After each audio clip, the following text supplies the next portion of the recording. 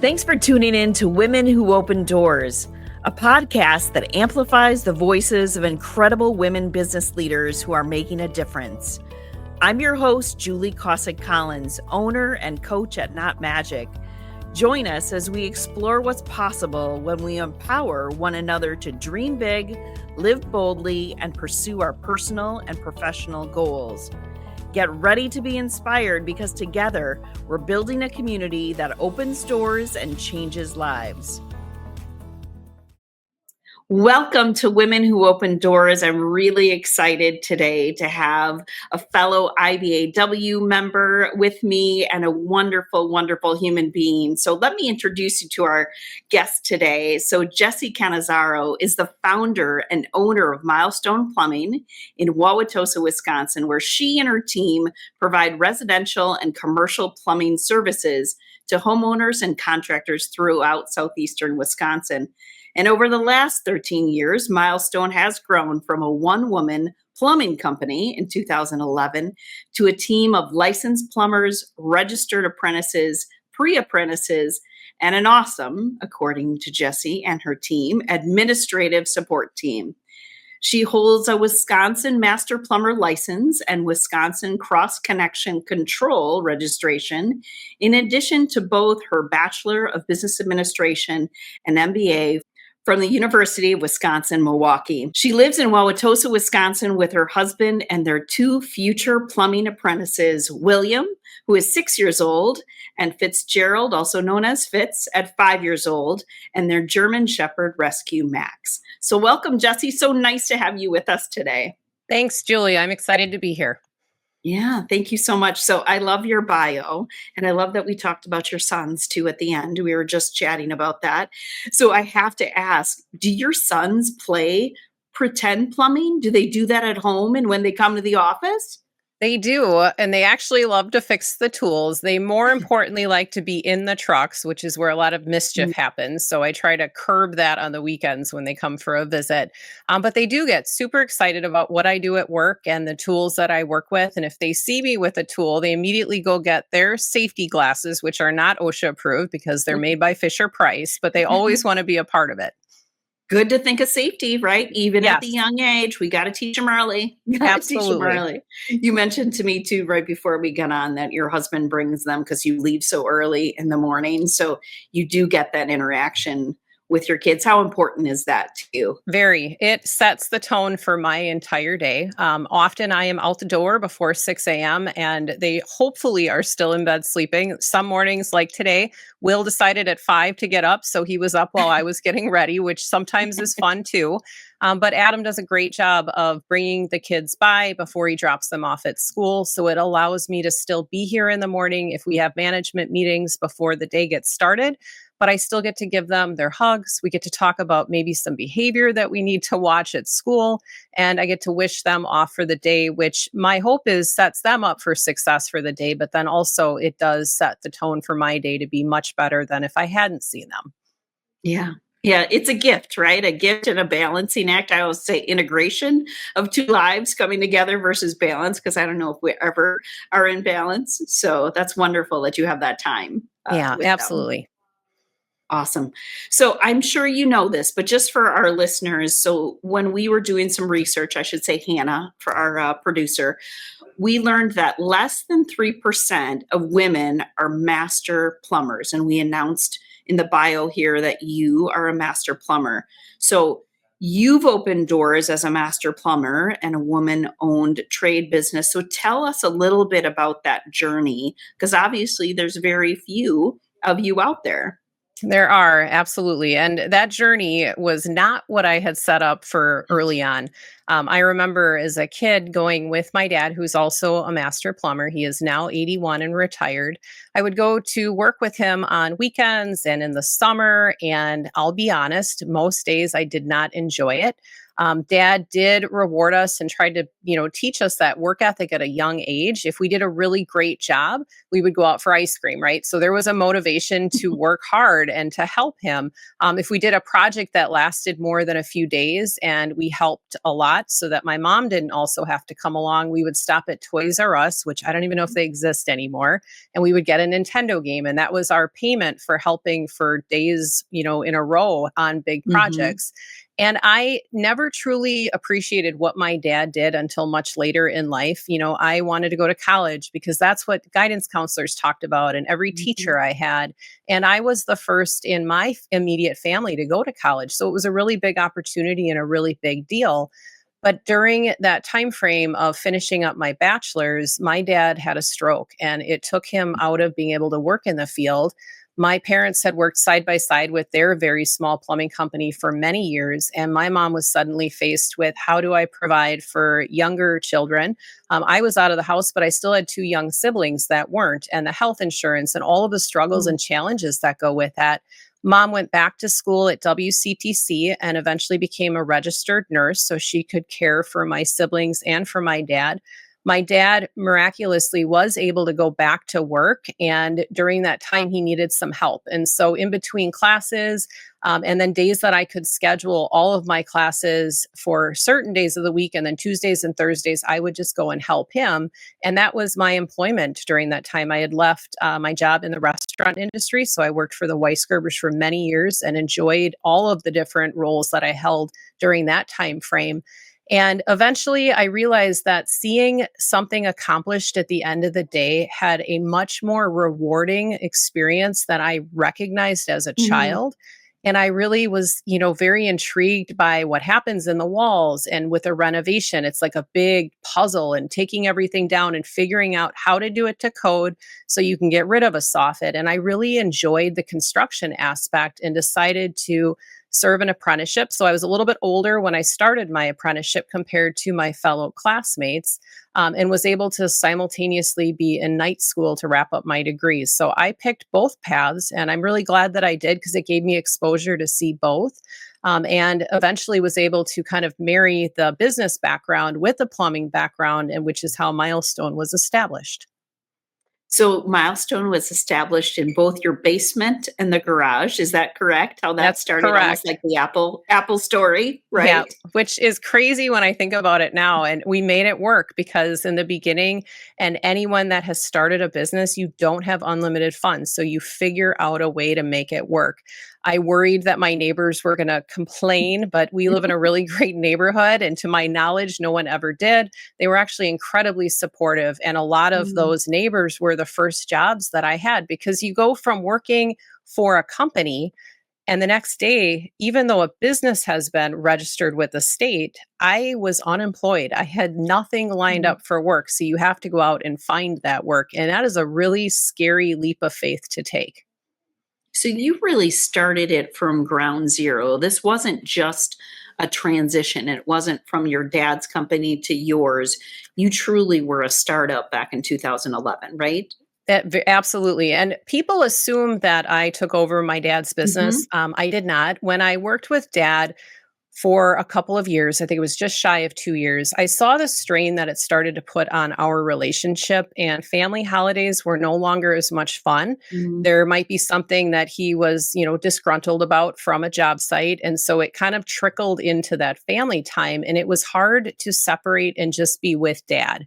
And so I eventually left and went on to work for a company in Waukesha. I was there for about 5 years, worked with a really incredible team of people and got some additional experience, different exposure. Wasn't under, dad's training any Mhm. longer. So it was a lot of different ways to do things. I learned there's more than one way, which was great because sometimes you have to look at all of the ways to figure out which is best. So yeah, a lot of people assume that I just took over my dad's Right. business, and I did not. It was actually completely separate. My father actually begged me not to go into plumbing, and he thought that the world wasn't ready for women in very male dominated roles. And I truly believe he wanted to protect me from what he remembered plumbing being like 50, 60 years prior. Mhm. He also was very worried about the business being established. I remember we went out to dinner at Cafe Hollander in the village of Tosa and being so excited to tell him that I wrote this business plan. I got a business loan through Wibbick. I'm so excited to start this business. And he was like, this is a bad idea. You are Mm. setting yourself up for struggles. We, Yeah. we're in a bad time where, people were struggling. It was right after the 2008 crash. I mean, by now it was 2010, but not everyone had recovered out of the Right. strain that it had been placed. And so dad just said, I went through a recession back in the late 70s and early 80s. And I can tell you, you are just setting yourself up for an uphill battle. And one trait I have gotten from him, he's 100% Italian, is I am extremely hard-headed and stubborn. And I think being told, being Sure. told that this was not going to work out only fueled the I'll show him even harder. Mhm. Mhm. But you kinda said at the same time for him, I do think it's hard to play dad and business owner, with your daughter Yeah, and trying to protect, but also, not just really the work piece, because he knew how hard it is to start the business he did. and, the environmental threats, I'll just call it, Yeah. that were out there. And I think too, and many years later, he shared with me that he was really worried that I was never going to have a family. Mm. And that was something that really bothered him because he really wanted to have grandchildren. And, I chose to be a mom later in life. I was busy with a career, things that were very important. So we put that on the back burner. And ultimately, I had the boys in my late 30s. And, it's another thing where just because he had grown up in seeing women having children at much earlier ages, that was his norm. And he thought that that book was closed. If that didn't happen, it was never going to happen, when that's Right. just not the case. And lots of women are choosing to have children and families later in life so they can still have a career if they choose. Yeah. You mentioned your husband's name, Adam. So I know starting a business myself, that you really do need that other partner. You could still do it by yourself. That's not what I'm trying to say, but you really do need somebody that's in your corner. And especially with you with young children, but even that decision to do the business, how instrumental was Adam in that process for you? He was huge. And when I say people ask him all the time. We were just at an event last night and they're like, "Oh, what's your role with the company?" And he jokes and he'll say, and he literally has business cards that say volunteer on them. And people will be like, Sure. "Is this for real?" And he's like, "Yeah, I'm not on the payroll, but I do help with things." And he has, for the last 13 going on 14 years, picked up the pieces along the way whenever our team needs help. He makes breakfast every single week so that for our team meeting on Friday, they have his signature egg bites. He changes Mm, the protein in them and the love it. vegetables. Yeah, and so if you ever want to stop by, you are more I than think welcome I might to. be doing that. Breakfast is 6:45 every Friday. I'm And up. but in the early days, it was a matter of I wanted to do something more. I knew I wasn't at a company that I was going to be able to have a different role than I was in. And it took some bad experiences to go through for him to finally say, it's time to leave. You have just got to turn in notice. And if you want to do this, let's do this. And the scariest part is you don't take a paycheck in the beginning. So for the Mhm. first 2 years, we're living off of Adam's salary and figuring things out. We weren't married yet, but we're truly a team, and he helped. I didn't have any apprentices early on or teammates. And so if I needed help with like a cast iron bathtub being brought up to the second floor of multiple jobs that I can remember off the top of my head, we would schedule it so during his lunch break, he would run over, help me get the tub up the stairs, and then he would run back to work and I could finish out the renovation I was on. So in the early phase, you just had to really plan and be strategic.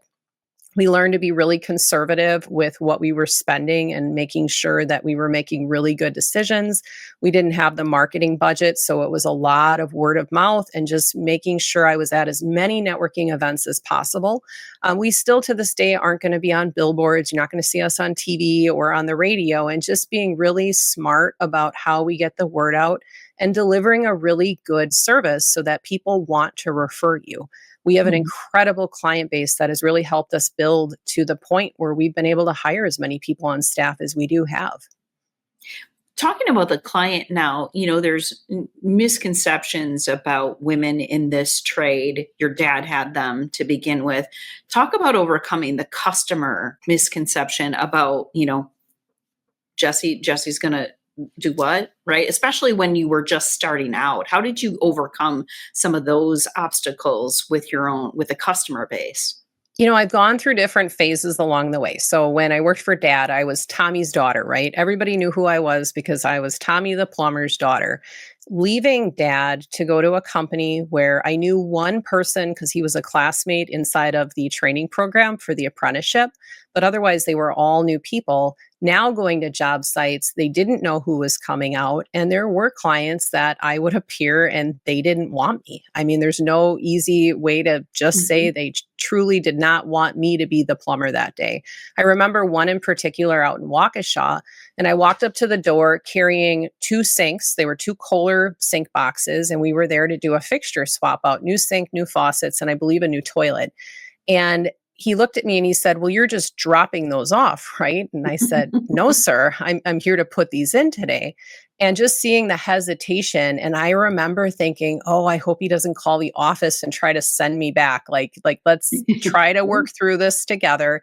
And that Right? man was an older gentleman. He had German heritage. He spent the entire day, as we call it, in my back pocket, where he just hung out with me and talked to me as I worked. And by the end of the day, we had made such great progress where he recognized I knew what I was doing, that he was proud of the work that had been done in his home.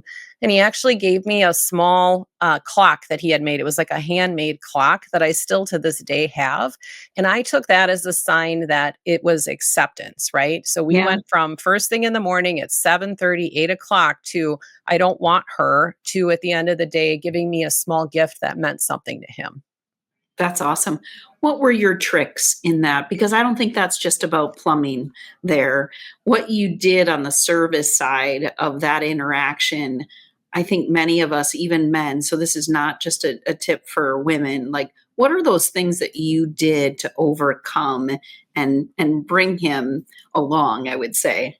Yeah, and I think just being polite, listening, right? And a lot of times people want to argue, and it's like arguing isn't going to get you anywhere. It just causes somebody to put a bigger wall up.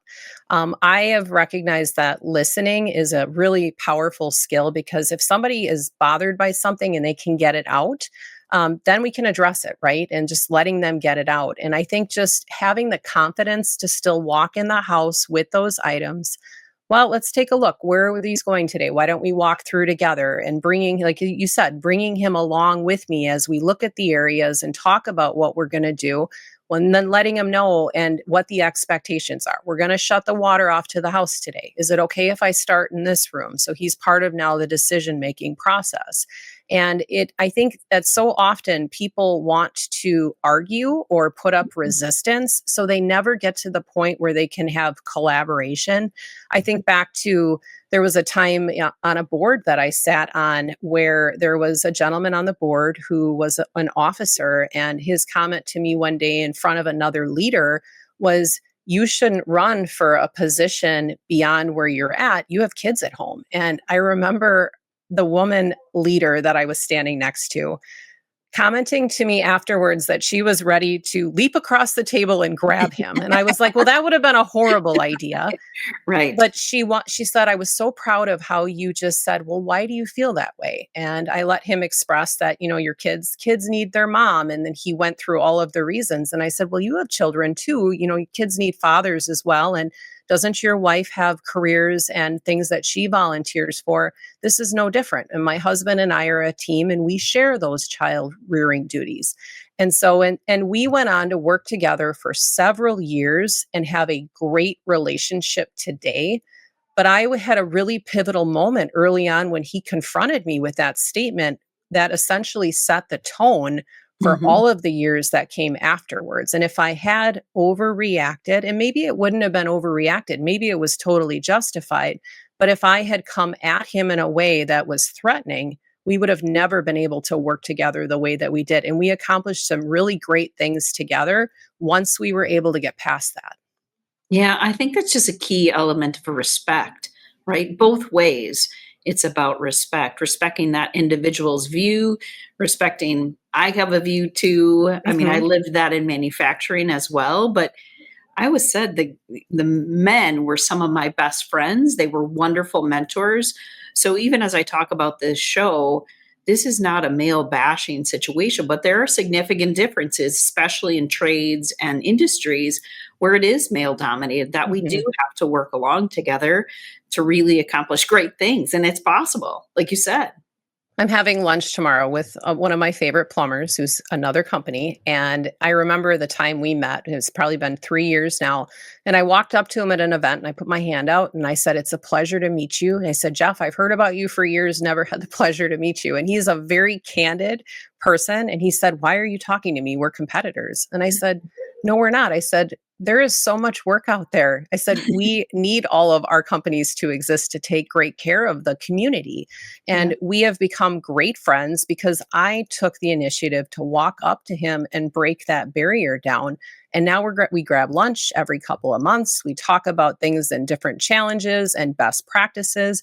But it took that moment of approaching him to break that stereotype, Mhm. which sadly so many people go through these industries with these walls up. And I Right. think there's a lot that you can gain from other businesses that may be your traditional competitors. And we can't service everybody all of the time. Mhm. I would love to be able to always refer to another great business when one of our clients needs help. And you don't know who those great businesses are if you don't take the time to get to know them. Right, right, for sure. And you're just breaking down walls and breaking down barriers. So over those 13 years you've been 13, in going on business, 14. Yep. going on 14. So you've made it past a lot of hurdles, right? They say get it past the first five to make sure you can still survive. But tell us some of the lessons learned that you've been through that were significant to you as you've gone through those different phases of business growth. You know, I look back and we've made a lot of mistakes along the way and things that I would do different. And I always share those with people given an opportunity to. We should have started hiring sooner. I thought it was just going to be me in the beginning, which now I look back and I'm like, that's crazy that I somehow thought I was just going to juggle, during Yeah. the week, Monday through Friday, it's work long days. And then on the weekends, I would do paperwork. And as the client base grew and grew, which is a great challenge that happened, we needed help. And I waited way too long to try to bring team members on. And so looking back early on, Adam will tell you too, that was the first mistake she made because I never saw her. I was working all the time. Sure. And that was a big one. One of, the lessons learned, I think, too, is people don't want to be in a high pressure sales position. And that is not my nature. If I needed to be high pressure sales, we would starve because it's just not what I do. Our team takes a very big educational approach to helping clients understand the why behind things and letting them make that decision. We're not going to come in and try to high pressure sales. We're not going to come in and you get so much off today if you sign. Like, it's just not Mhm. who we are. We're going to educate Mhm. you. We're going to let you know these are options. This is what I recommend doing, and this is the reason why. And then we're going to leave them alone and let them decide on their own terms. That's how I like to be sold to. If I go into a dealership to buy a new vehicle, or if I'm looking at a new computer, I don't want somebody there that's just hovering and putting that high pressure. Mhm. So that's been extremely important to me and to our team. One big thing too that I look back and think about from being a child, and every parent tells the same stories over and over. And I think as a kid, Family stories. Yeah, yes, you as a kid, every time we roll our eyes, and like what's so right. ironic is now I tell like those stories that like my dad used to tell me when I was a little girl. And one of the biggest ones, and you will hear me often refer to, is the wheelbarrow story. And what dad would tell us, and I mean, this started out when I was 7 going to work with him. He would talk about how important it is that anytime you borrowed something, like a wheelbarrow is the example he would use. If you borrowed your neighbor's wheelbarrow, how when you return it, you always give it back better than you received it. And that could be painting it, or if the handle was broken, fixing it, or maybe tightening the bolts on the harness for the unit. But you always gave it back a little bit better than when you took it. And that's something that was just drilled into us as kids growing up. So anytime we borrowed something, or even if we borrowed something from dad, that was the expectation. And now I look back and that has been just honed into me and it is just part of who I am. And so it's not only the physical objects that I borrow, but it's also every time I commit to being a part of a nonprofit or to sitting on a board. Everything with that board might be really good and things might be running really well. But how can I have an influence that leaves that board a little bit better so that that association is a little bit better than when I got there? And that's really been my motto since going into this industry is everything we touch, we should have an impact that leaves it a little bit better. And I think that that's like if we all lived that way, the impact that we would have on communities would be huge. More than just a little bit better at some Yeah, point, it would. right? And teaching the children that. And, Yeah. even with our boys now, we talk a lot about this and grandpa's wheelbarrow story. The boys know what that Mhm. means and what that is. Jesse, what I love, even in just this discussion, is that you're demonstrating that leaders have to have not just an opinion, but you're really defining like who you are, who the company is, how we operate in, not just a mission or a vision statement that's on the wall. You're living those values. How did you come to that place? Because I see so many leaders struggle with that, where they're like, I got to be this, I got to be this. And you seem so clear in who you are and how you want to serve, how you want your customers to be with you. Where did that come from?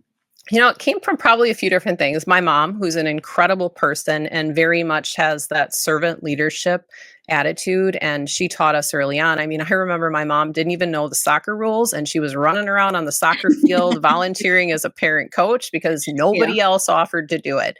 And so I Hmm. learned a lot and juggling a lot from my mom, and she did it with such grace and such passion because people look at me and they're like, "How do you do it all?" And you Yeah. have to be super organized. You find the things that you're passionate about, right? Like I have to love what I'm doing or it becomes something I don't want to do. And my mom did a really good job teaching us that growing up. The other thing I think is just looking back, and even if you read the business plan that I wrote back in 2010, I wanted Milestone to be the Google of plumbing companies. I And was this going to is ask you back, about that. yeah. So this is going back, years when people would Yeah. talk about how Google has a snack bar and there's games that they play and their teams get together and the culture. And it was just such a cool environment where the trades, let's face it, for so many years, the trades had such a negative stereotype and the way people were treated with them. We have made great leaps and bounds, and things are very different today than they used to be, but there's still more progress to make. If you come into our warehouse, there is a snack bar, and I see a lot of our younger employees in the morning, and that's where they're grabbing things. And I'd rather they eat those granola bars than something out of we call it the wheel of death inside of the gas station that just spins Right. around. And like, those are not healthy foods. And so I would much Mhm. rather they do that. And those are the things that companies that really want their people to be treated well invest in. And it doesn't have to be a snack bar because like you said, you've still got to have the values and the mission and do the actions behind just having the physical snack bar or having the bags games or doing those or having company outings. But wanting to deliver exceptional service and demonstrating doing that with your actions and always being professional sets the tone so that everyone else can follow with that same different experience and different actions. Because even if I'm not here and somebody is unhappy, that entire team, it rallies together to make sure that they correct whatever the concern might be. I don't have to be here for that to happen because they're empowered and they all believe the same thing. They come to work every day wanting to do a great job. You've hired well. You've hired well then as We have well. incredible people. Yeah, and I haven't always made great hiring decisions, so let's we've all had those along the way where we Mhm. ignore the red flags or we look for a quick fix. I've removed myself from our hiring process. We now have a team in place that does that and they do a really great job. And they look at culture because culture is extremely important. And it's not just an interview with one person to join our team. They interview with the two managers. And even before that, I should back up. They interview on the phone with someone that's very close. It's our part of our marketing team, and she does a phone screen to make sure that all the bells and whistles, are not just on paper. This is the real Right. deal with this individual. Then they go to interview with our management team, and after that interview, if they're a good fit, we pick individuals from the field team that sit down and also interview with them. So we're getting the perspective of 6 to 7 different people before we invite that person in. That's awesome. I hope people caught that because you just said your first point of entry for an interview is your marketing person, and you are a service business. And so the talent brand is as important as any products you might also sell to them. So that is a beautiful example of using a non traditional approach to something to really protect your brand. Absolutely. And with that, I always tell people, sometimes we'll have a beautiful resume and they'll be like, the person was a dud. And it's Yeah, like, right. well, clearly someone else may have written the resume. And so Right. often we take that resume as the final product. And it's like, no, you have to talk Mhm. to the person, you have to get to know them, because people can put anything on paper, but that might not be what you're Mhm. getting. Yeah, and those are the people that are representing you and with your customers and pulling them along the way if you have problems, for sure. So you also, obviously, you are doing a good job hiring, but how are you really trying to get out and get more women into the trades? You even mentioned it earlier, that wasn't in your plan. So I No. imagine there's not a lot of women out there like raising their hand, like plumbing is it. So what's the advice you give to women that maybe it's not even on their radar? Yeah, so a couple of different things we do. We used to only go into the high schools and talk to high school students. I've been into so many of the high schools in southeastern Wisconsin. And we'd go into the classes and we'd talk to them. And what I realized is often I would ask, how many of you plan to go to college? And like the entire classroom's hands would Mhm. go up. And it's like, we're missing the mark. We're getting here too late. And Yeah. what we've started doing is we go into grade schools now. And I know that that sounds crazy when we're talking to first, second, third, fourth grade kids, but that's when they're in those formable years where they want to be able to touch the tools. We have displays that we bring along. I get the screwdriver into those young girls' hands and I show them how to take the shower valve apart, how to take the cartridge out, to excite them so that they see that it's not just what you turn on and off in the morning. The shower valve is so much more complicated, and all the pieces in the wall that you never actually set your eyes on are actually the brains of the operation. And seeing them get excited about it is something that just it feeds me wanting to do it more and more. And the other thing we did a few years back is we created an activity book, and it's a coloring book that has activities throughout it. It's been done by an illustrator, and it's pictures of our team as we go through a service call. And it's about a little girl who lives at home with her parents, and she sees the plumber come in and she engages with the plumber and asks Super questions. cool. And Yeah. by the end of the book, that little girl is going on to become a plumber. And so we try to find ways to reach them at the level that they're at. Because coming in and just preaching to a first, a second, a third grade class and telling them to be plumbers is not the Right. same as exciting them and getting them, with the tools to see things so that they know this is possible. I do it as much as I can. I think sometimes seeing me in the schools shows them that women can do this. So whether it's carpentry, HVAC, electrical, plumbing, any of those trades, there are women out there that are having very successful careers, and we just need to get the word out that we do Yeah. exist. You said it might be crazy. It's not crazy. It's just a long-term play. It's a It is. long-term initiative to not just, I mean, that's that servant leadership again coming through. It's not just about Jessie and a Milestone Plumbing. It's really about the industry and about, impacting lives, And especially women's lives through that. any week we'll have, with this week we've already had one, we'll have shadows. These are students that will reach out, or young adults that say, I'm curious about plumbing and whether or not it's a career path I'd like to pursue. And they'll say, what do you suggest I do? Well, what better way than to spend a half a day or a full day Mhm. side by side with somebody that's doing plumbing? And at the end, I always tell them, you saw the type of plumbing that we do. What other trades are you interested in? We have great partnerships with other contractors. Let's get you connected so you can see electrical. And if you want to do plumbing on a hospital, we are not the team to shadow with. You're going to go to a much larger mechanical contractor so you can see what happens in a hospital. We're going to be more residential, smaller commercial. So I think often people assume plumbing is plumbing when it's not. And you can't Mhm. possibly know if you're going to love a career unless you experience a piece of it to see, is this something I can see myself doing? And my feelings are never hurt. I will tease them because on occasion they'll say, yeah, it's not really what I thought it would be, but I'd really like to see electrical. Great. Let's get you over to one of our partnerships with one of the electricians so you can see that. I just want them to have a pathway to do something that they're going to enjoy. It doesn't matter to me whether we don't have room to hire all of them. Our job is just to help them understand what it is so they can make an informed decision. Because so often I think there are people that push them in different directions because they're not quite as informed, right? Going to college is something that people talk a lot about, and Right. it's great. And if you want to pursue something with a degree and that's your passion, you should absolutely do it. But you shouldn't go to college because your friends are going to college and you have no clue what you want to do with the rest of your life. Taking Mhm. some time to figure that out and figuring out if you want to go into a trade should not be looked at as a second tier option. It is just as respectful as choosing to do a degree.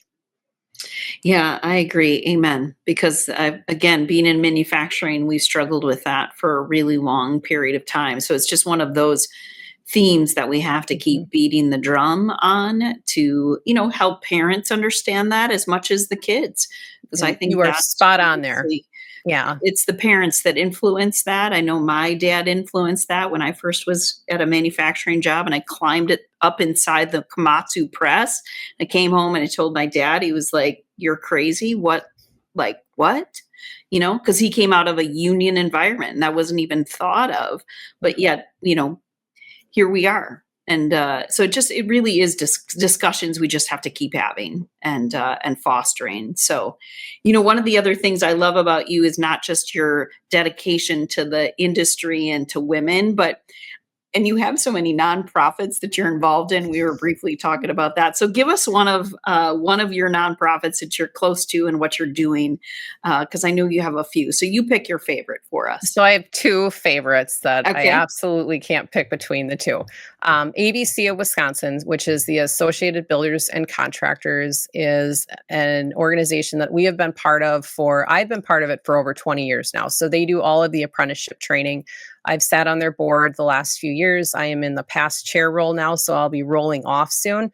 It has been an incredible experience to start out as an apprentice that knew nothing about this industry outside of what I learned growing up. And now, 20 years later, to come full circle and be sitting on state committees to represent others in the industry and all the apprentices, it has truly been rewarding. And I would say the other one is NARI Milwaukee, which is the National Association of the Remodeling Industry.